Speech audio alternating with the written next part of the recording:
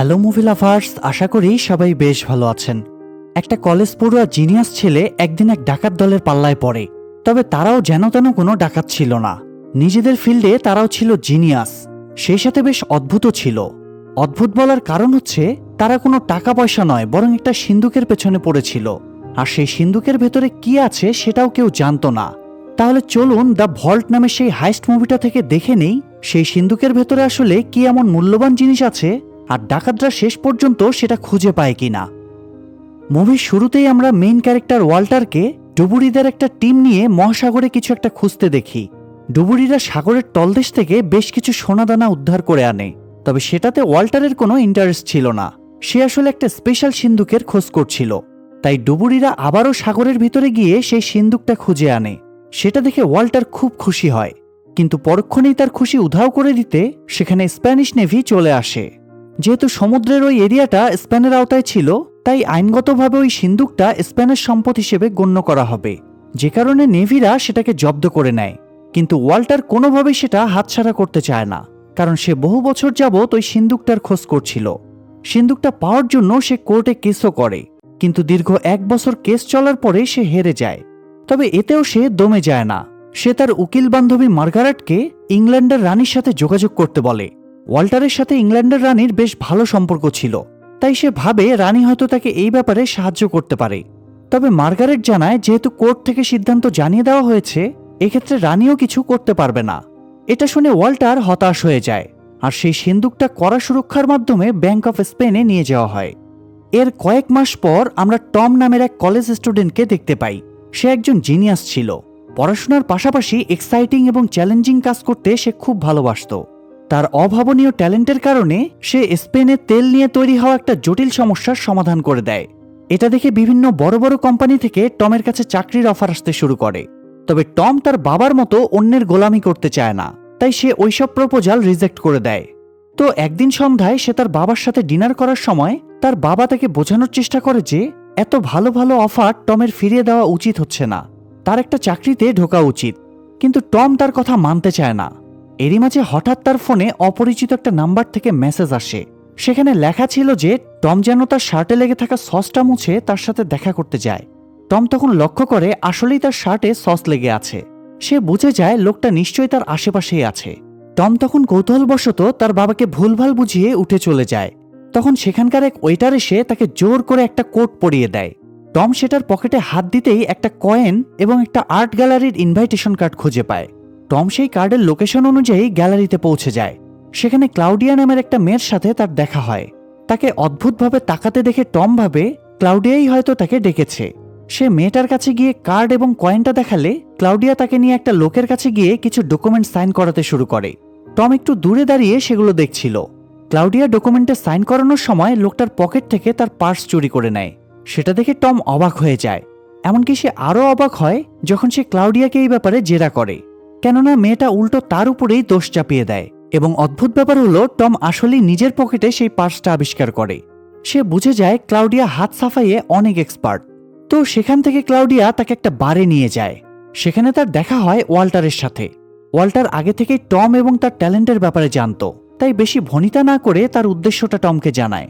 সে চাচ্ছিল টম তাকে পৃথিবীর সবচেয়ে সুরক্ষিত এবং স্পেশাল ভল্টটা খুলতে সাহায্য করুক। টম তখন সরাসরি জানিয়ে দেয় সে স্টুডেন্ট, কোনো চোর নয়। তখন ওয়াল্টার বলে সে নিজেও চোর নয়, আর এই কাজের জন্য টমকে বেছে নেওয়ার একমাত্র কারণ হচ্ছে তার ট্যালেন্ট। ওয়াল্টার জানতো টমের কাছে অনেক ভালো ভালো চাকরির অফার আছে, তবুও সে টমকে তাকে সাহায্য করার জন্য রিকোয়েস্ট করে। সেই সাথে এটাও বলে যে কাজটা তার ভালো না লাগলে সে যে কোনো সময় চলে যেতে পারে। সেটা শুনে টমের মনে একটু কৌতূহল জাগে। তখন ওয়াল্টার জানায় ওই ভল্টটা পৃথিবীর সবথেকে পুরনো এবং জটিল মেকানিজম যুক্ত, যাকে মিরাকেল অফ ইঞ্জিনিয়ারিং বলা হয়। এরপর সে টমকে মাদ্রিদের একটা ফ্লাইটের টিকিট দিয়ে বলে সে যদি কাজটা করতে রাজি হয় তাহলে যেন মাদ্রিদে চলে আসে। যাই হোক, রাতে বাসায় ফিরে টম ওই ভল্টের ব্যাপারে রিসার্চ করে। সবকিছু জানার পর তার ইন্টারেস্ট আরো কয়েক গুণ বেড়ে যায়। সে সিদ্ধান্ত নেয় কাজটা সে করবে। তাই সে তার বাবাকে ফোন করে জানিয়ে দেয় সে তার ক্যারিয়ারের ডিসিশন নিতে কিছুদিনের জন্য শহরের বাইরে যাচ্ছে। এরপর রওনা হয় মাদ্রিদের উদ্দেশ্যে। মাদ্রিদ এয়ারপোর্টে পৌঁছানো মাত্রই ক্লাউডিয়ার সাথে দেখা হয় তার।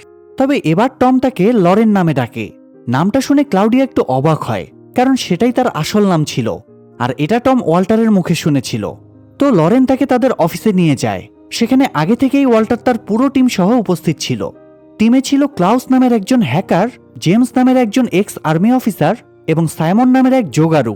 মানে সে যে কোনো জিনিস দ্রুত জোগাড় করে ফেলতে পারে, সেটা যত কঠিনই হোক না কেন। তো ওয়াল্টার এখানে তাদের সবার সাথে টমকে পরিচয় করিয়ে দেয়। সবাই টমকে ওয়েলকাম করলেও জেমস এটা মানতে পারে না যে টমের মতো একটা বাচ্চা ছেলে এত বড় মিশনে কাজ করবে।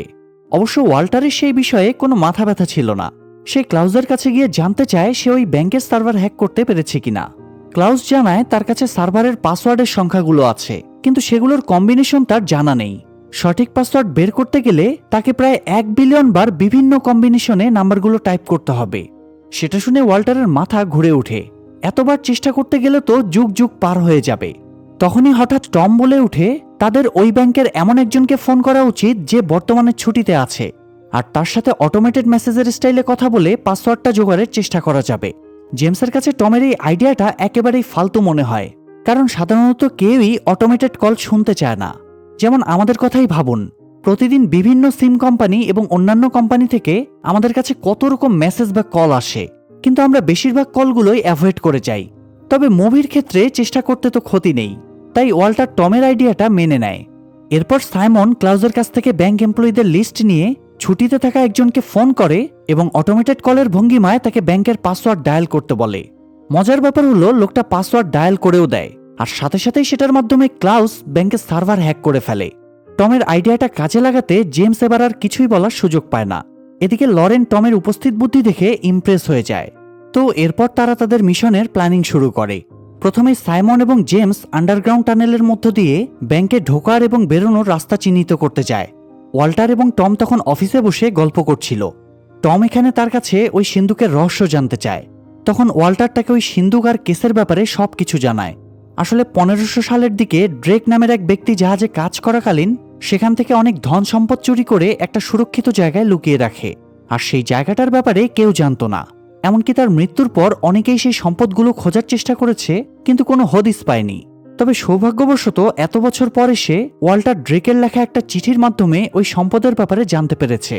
মূলত ড্রেক 3টা কয়েনের ভেতর ওই সম্পদের লোকেশন খোদাই করেছিল, যেগুলো কিনা একটা সিন্দুকের মধ্যে রাখা আছে, আর সেই সিন্দুকটা রয়েছে ব্যাংক অব স্পেনের স্পেশাল ভল্টে।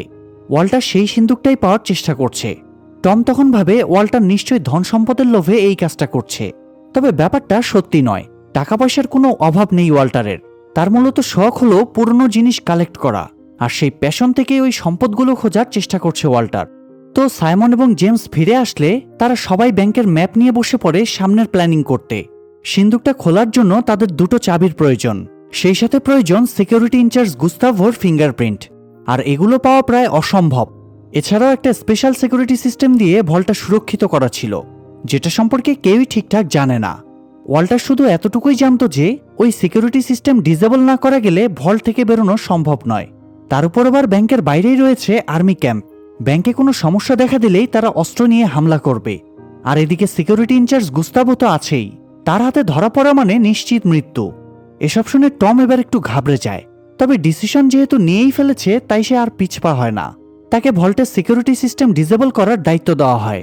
টম জানায় কাজটা করার জন্য তাকে আগে ভল্টটা দেখতে হবে, কিন্তু সমস্যা হলো তাদের কাছে তো ভল্টের কোনো ভালো ছবি ছিল না।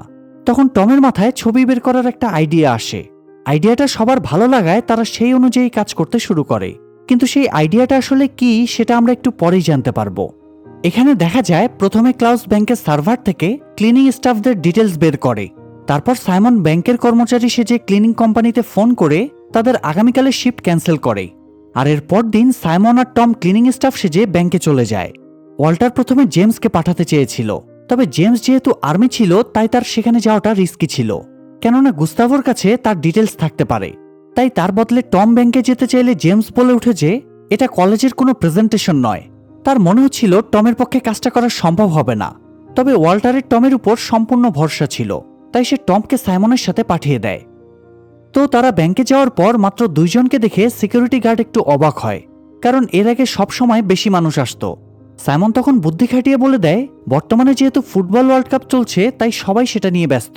এরকম অবস্থায় 2 জন মানুষ যে আসতে পেরেছে এটাই ব্যাংক অথরিটির সৌভাগ্য। কথাটা শুনে গার্ড চুপচাপ তাদের আইডি চেক করে ভেতরে যেতে দেয়।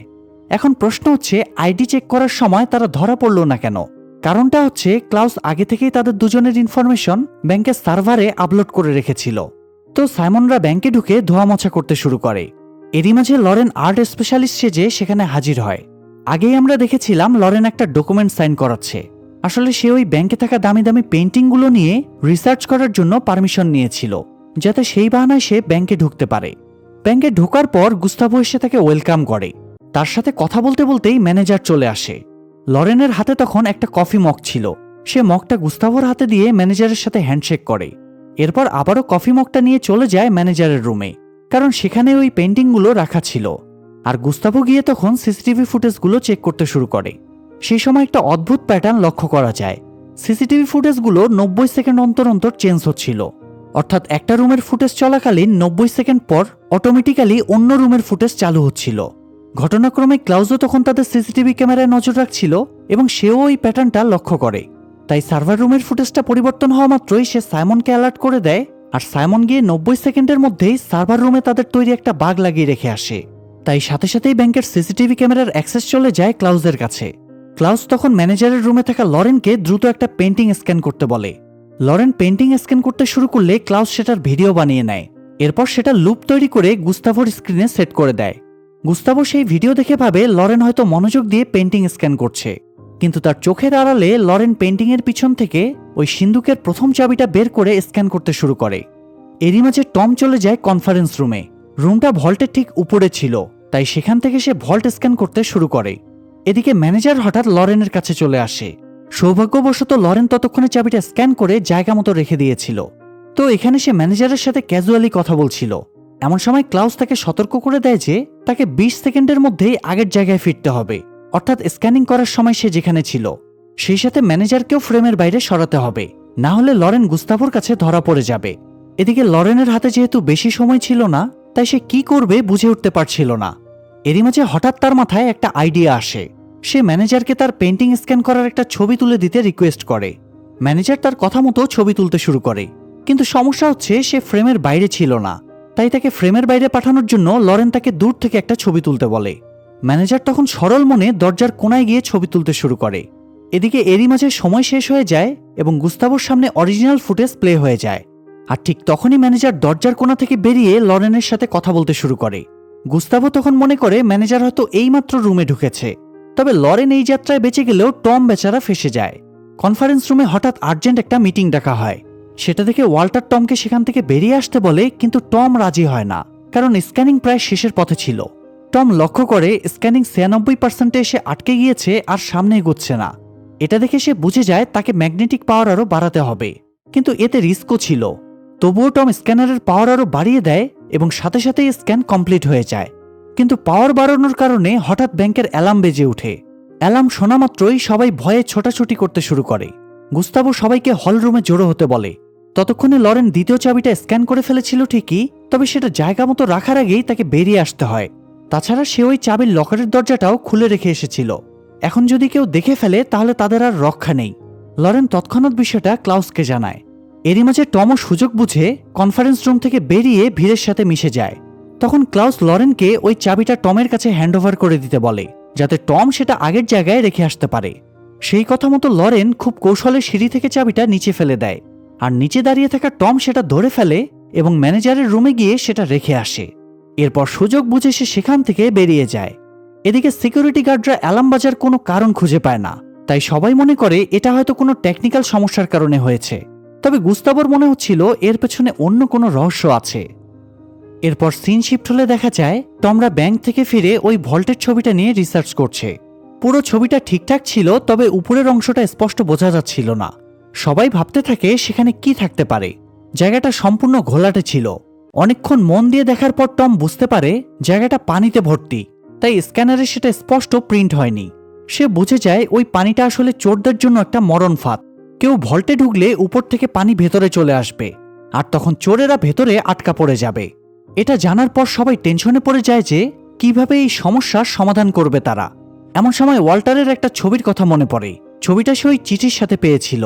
প্রথমে সে ভেবেছিল ছবিটা হয়তো কোনো সৈনিকের, তবে টম একটু মাথা খাটালেই বুঝতে পারে সেটা কোনো সৈনিকের ছবি নয়, সেটা লেডি অফ জাস্টিসের ছবি ছিল। আদালতে চোখ বাঁধা এবং হাতে দাড়িপাল্লা নিয়ে আমরা যে মূর্তিটাকে দাঁড়িয়ে থাকতে দেখি এটা ওই মূর্তির ছবি। কিন্তু প্রশ্ন হচ্ছে ভল্টের সাথে ওই ছবির কি সম্পর্ক? টম তখন আরও একবার তার জিনিয়াস ব্রেনের সাহায্যে বুঝে যায় ভল্টের ভেতরে নিশ্চয়ই কোনো ওজন মাপার যন্ত্র আছে, যে কারণে ভেতরে কেউ প্রবেশ করলেই সেটার ওজন সেন্স করে পানি ভিতরে চলে আসে, আর ওজনটা হালকা হয়ে গেলেই পানি আবার বেরিয়ে যায়। এটাই মূলত সেই মিরাকেল অফ ইঞ্জিনিয়ারিং। বর্তমান সময়ে ব্যাপারটা খুব সিম্পল মনে হলেও যখন ভল্টটা তৈরি করা হয়েছিল তখনকার হিসেবে এটা খুবই জটিল ছিল। অবশ্য এখনও ব্যাপারটা খুব একটা সিম্পল নয়। টম ওই ভল্টের পুরো মেকানিজম বুঝে গিয়েছিল ঠিকই, কিন্তু তার মতো জিনিয়াসও ওই মেকানিজমকে অকেজো করে সেখান থেকে বেরোনোর রাস্তাটা বের করতে পারেনি। এটা ছিল তাদের চিন্তার আরও একটা কারণ। অন্যদিকে গুস্তাভোর চিন্তার কারণ ছিল তার ব্যাংকের সিকিউরিটি নিয়ে। ঘটনাক্রমে তাদের ব্যাংকের বাইরেই ফুটবল ওয়ার্ল্ড কাপ উপলক্ষে কিছু বড় স্ক্রিন লাগানো হয়েছিল, যেখানে সারা শহরের মানুষ একসাথে বিশ্বকাপ দেখতে পারবে।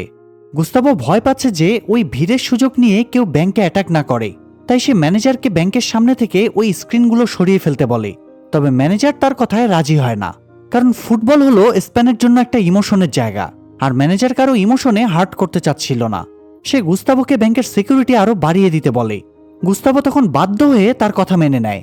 আরেকদিকে জেমস এবং সাইমন চলে যায় ভল্টটাকে চেক করার জন্য। সেখানে গিয়ে দেখে টমের ধারণাই ঠিক, ভল্টের উপরটা পানিতে পরিপূর্ণ। তো তাদের প্ল্যানিং ছিল তারা ভল্টের দেয়াল কেটে ভেতরে ঢুকবে, কিন্তু সেখানে যাওয়ার পর জানতে পারে দেওয়াল এতটাই চওড়া যে সেটা কাটতে কমপক্ষে 15 দিন লেগে যাবে, আর এতটা সময় তো তাদের হাতে নেই। জেমস তখন বিষয়টা ওয়াল্টারকে জানিয়ে হতাশ হয়ে মিশন ক্যান্সেল করে সেখান থেকে বেরিয়ে যায়। টম তাদেরকে আবারও চেষ্টা করার উৎসাহ দেয় ঠিকই, তবে এবার আর তার কথায় কাজ হয় না। এদিকে একটা অদ্ভুত জিনিস ওয়াল্টারের নজর কাড়ে। সেদিন স্পেনের খেলা চলছিল, যে কারণে ব্যাংকের সামনে ভিড় অনেক বেশি ছিল। তাই ব্যাংকের সামনে থাকা সিসিটিভি ক্যামেরাগুলো ওই ভিড়ের দিকে ফোকাস করা ছিল যাতে কোনো রকম সমস্যা না হয়। সেটা দেখে ওয়াল্টারের মনে আশা জাগে। সে বুঝে যায় যদি স্পেন সেমিফাইনালে জিতে যায় তাহলে ফাইনাল পর্যন্ত ক্যামেরার অ্যাঙ্গেল এভাবেই থাকবে, এতে করে তারা খুব সহজেই ব্যাংকে ঢুকতে পারবে। ওয়াল্টার তাই তৎক্ষণাৎ এসে তার টিমকে বিষয়টা জানালে সবাই মন দিয়ে সেমিফাইনালের ম্যাচ দেখতে শুরু করে। এই একটা ম্যাচের উপর তাদের মিশনের ভবিষ্যৎ নির্ভর করছে। সবার মনেই টেনশন কাজ করছিল, তবে শেষমেশ স্পেন জিতে যাওয়ায় তাদের টেনশন দূর হয়ে যায়। তো পরদিন ক্লিনিং কোম্পানির লোকেরা ব্যাংকে আসলে গুস্তাভো তাদেরকে বকাঝকা করে, কারণ তারা গতকাল ঠিকভাবে সবকিছু পরিষ্কার করেনি। লোকটা তখন জানায় গতকাল তো তারা আসেইনি, ব্যাংক থেকে তো তাদেরকে আসতে নিষেধ করা হয়েছিল। এই কথা শুনেই গুস্তাভো বুঝে যায় ক্লিনিং স্টাফ সেজে যারা গতকাল ব্যাংকে ঢুকেছিল তারাই মূলত ওই অ্যালার্মের কারণ। সে তৎক্ষণাৎ টম আর সাইমনের নকল আইডিটা খুঁজে বের করে। এরপর বিষয়টা ম্যানেজারকে জানালে ম্যানেজার বলে সবাই শুধু ওই ভল্টের ভিতরে সিন্দুকের পেছনেই পড়ে আছে। তবে অদ্ভুত ব্যাপার হলো ওই সিন্দুকে যে কি আছে সেটা ম্যানেজার নিজেও জানে না। এদিকে ওয়াল্টাররাও জেনে যায় যে গুস্তাভো সাইমন আর টমের ব্যাপারে জেনে গিয়েছে, আর গুস্তাভো তো চুপচাপ বসে থাকার মানুষ নয়, সে যেভাবেই হোক সাইমনদের খুঁজে বের করে মেরে ফেলবে। ওয়াল্টার তাই এই বিপদ থেকে বাঁচার উপায় ভাবতে শুরু করে এবং একটা উপায় পেয়েও যায়, যেটা আমরা একটু পরেই জানতে পারবো। তো পরদিন গুস্তাভো টমদের অ্যারেস্ট করার অর্ডার দেয়। তখন তার টিমের একজন জানায় টম এবং সাইমনকে অলরেডি লন্ডনে অ্যারেস্ট করা হয়েছে। সেটা শুনে ম্যানেজার সহ সবাই স্বস্তির নিঃশ্বাস ফেলে, কিন্তু গুস্তাভোর মনে সন্দেহ তখনও দূর হয় না। কিন্তু সে বিষয়টা ম্যানেজারকে বোঝাতে পারে না, তাই সে ব্যাংকের সিকিউরিটি আরও বাড়িয়ে দেয়। অন্যদিকে দেখা যায় টম তখনও ভল্ট থেকে বেরোনোর রাস্তা খুঁজে যাচ্ছে, কিন্তু কোনো ফাঁক ফোকর বের করতে পারছে না। এখন প্রশ্ন হচ্ছে টম যদি অ্যারেস্ট হয়ে থাকে তাহলে সে এখানে কিভাবে এলো? আসলে এটাই ছিল ওয়াল্টারের খেলা।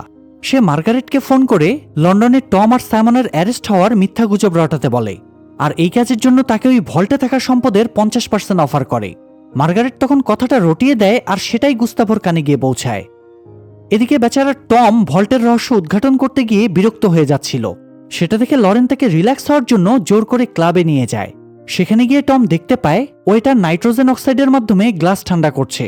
সেটা দেখে টমের মাথায় একটা আইডিয়া আসে। সে অফিসে ফিরে একটা ওজন মাপার যন্ত্র নিয়ে এসে তার গায়ে নাইট্রোজেন অক্সাইড স্প্রে করতে শুরু করে।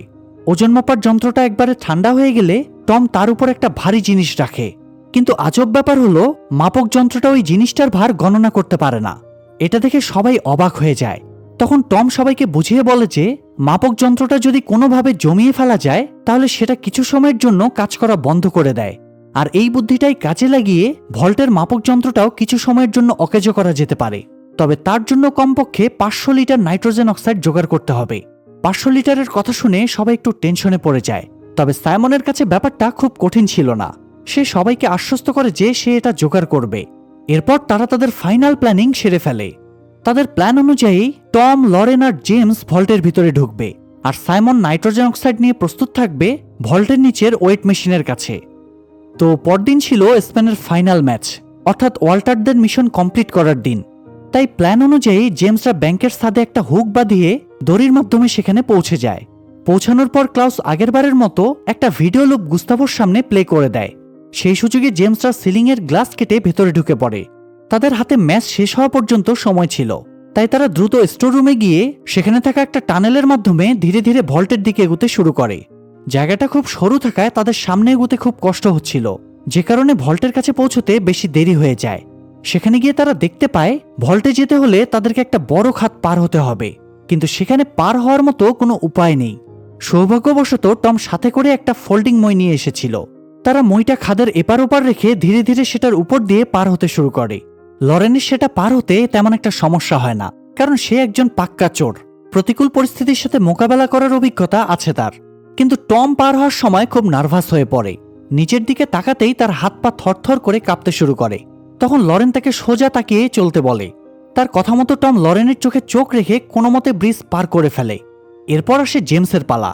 পুরোটা রাস্তা ঠিকঠাকভাবে চললেও শেষে এসে বেচারার পা পিছলে যায় এবং মইটা নিচে পড়ে যায়। জেমসও নিচেই পড়ে যাচ্ছিল, তবে তার আগেই টম তাকে ধরে ফেলে। সে অনেক কষ্টে জেমসকে উপরে তোলে, কিন্তু জেমস এতটাই অকৃতজ্ঞ যে জীবন বাঁচানোর পরেও টমকে একটা ধন্যবাদও জানায় না। যাই হোক, সেসব কথা না ভেবে তারা সামনের দিকে এগুতে শুরু করে। তারা ভল্টের দরজায় একটা ডিজিটাল লক দেখতে পায়, যেটার পাসওয়ার্ড প্রত্যেক 30 সেকেন্ড পর পর পরিবর্তন হয়। তার মানে 30 সেকেন্ডের মধ্যেই ক্লাউসকে ওই কোড হ্যাক করতে হবে এবং সেটা দিয়ে টমদের ভিতরে ঢুকতে হবে। তাই ক্লাউস একটুও সময় নষ্ট না করে কোড হ্যাক করার কাজে লেগে পড়ে। সবার খুব টেনশন হচ্ছিল ক্লাউস 30 সেকেন্ডের আগে কাজটা করতে পারবে কিনা। সৌভাগ্যবশত ক্লাউস তার বুদ্ধিমত্তা দিয়ে সময়ের মধ্যেই কাজটা সেরে ফেলে এবং জেমসরা সেই কোড ব্যবহার করে ভল্টের ভেতর ঢুকে পড়ে। তবে মেইন ভল্টে ঢোকার আগে তাদের আরও একটা দরজা পার হতে হবে, আর সেই দরজাটা খুলতে গুস্তাভোর ফিঙ্গারপ্রিন্ট লাগবে। লরেন তখন গুস্তাভোর ফিঙ্গারপ্রিন্ট বের করে দরজায় প্রেস করে, কিন্তু প্রশ্ন হচ্ছে লরেনের কাছে সেটা এলো কোথা থেকে।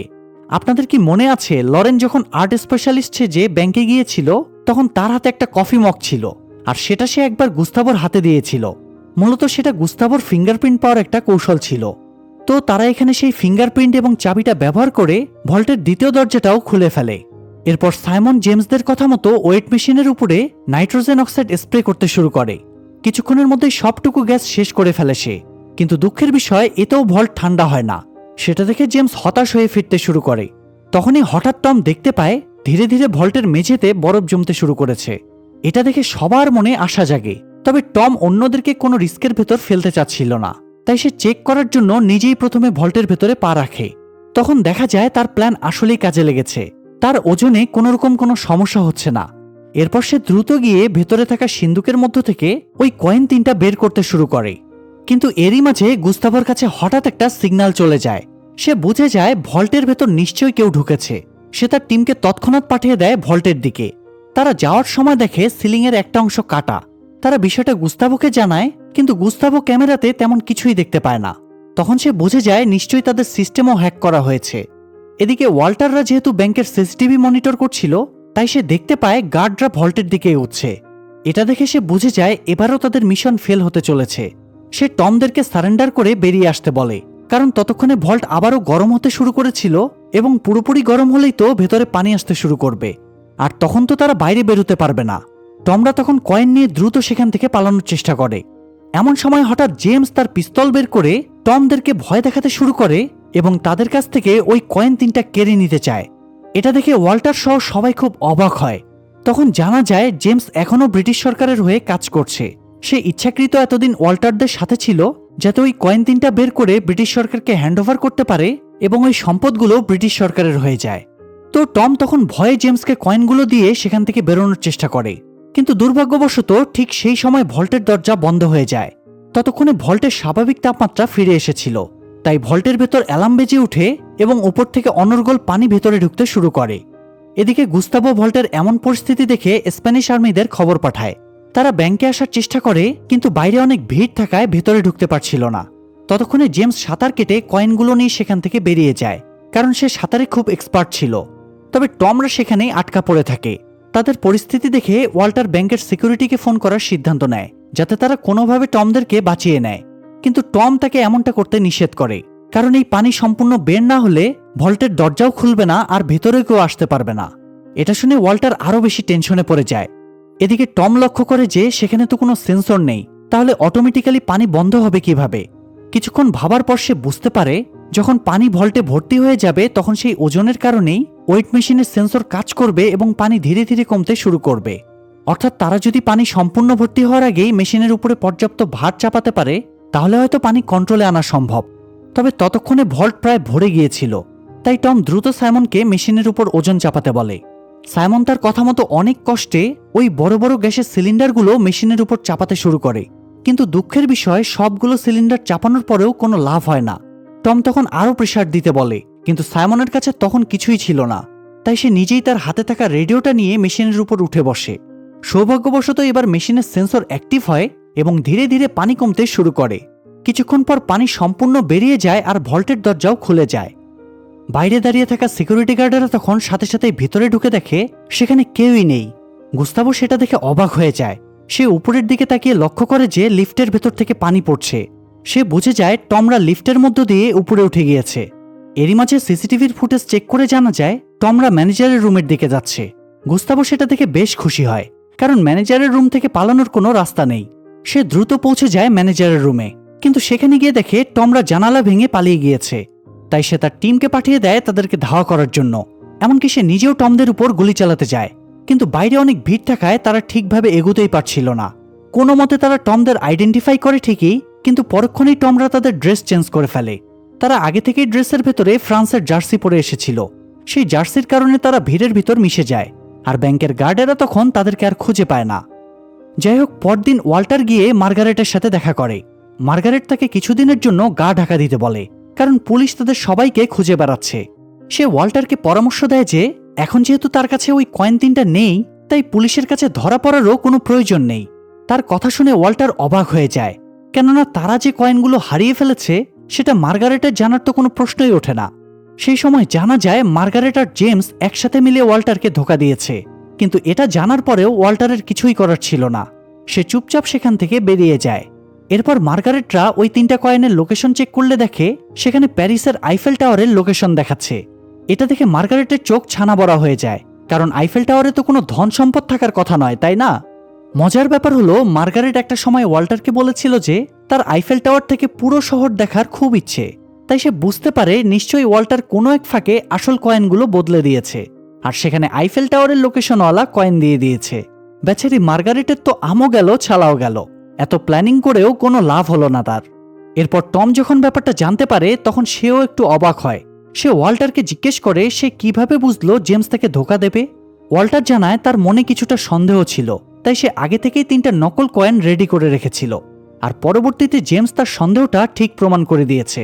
কিন্তু এখানে আরও একটা প্রশ্ন থেকে যায়, সেটা হলো জেমসের কাছে নকল কয়েন গেল কিভাবে। তখনই লরেন তার হাতের একটা কারিশমা দেখায় টমকে। টম বুঝে যায় কয়েন পাল্টানোর কাজটাও সেই করেছে। এরপর তারা আসল কয়েনের লোকেশন চেক করলে জানতে পারে সেটাও একটা ব্যাংক, আর এই ব্যাংকটা লন্ডনে অবস্থিত। তাই এবার তারা নতুন করে নতুন মিশনের প্ল্যানিং শুরু করে, আর এই দুর্দান্ত মিশনের গল্পটা এখানেই শেষ হয়ে যায়। যেহেতু শেষের দিকে একটা নতুন মিশনের ইঙ্গিত দেওয়া হয়েছে, তাই ধারণা করা যায় আমরা হয়তো এই মুভির দ্বিতীয় পার্ট পেতে চলেছি। প্রিয় দর্শক, আজকের মুভিটা আপনাদের কেমন লাগলো সেটা অবশ্যই কমেন্টে জানাবেন, এবং চ্যানেলটা সাবস্ক্রাইব করে বেল বাটনটা অল প্রেস করে রাখবেন। সবাই ভালো থাকবেন, সুস্থ থাকবেন, আল্লাহ হাফেজ।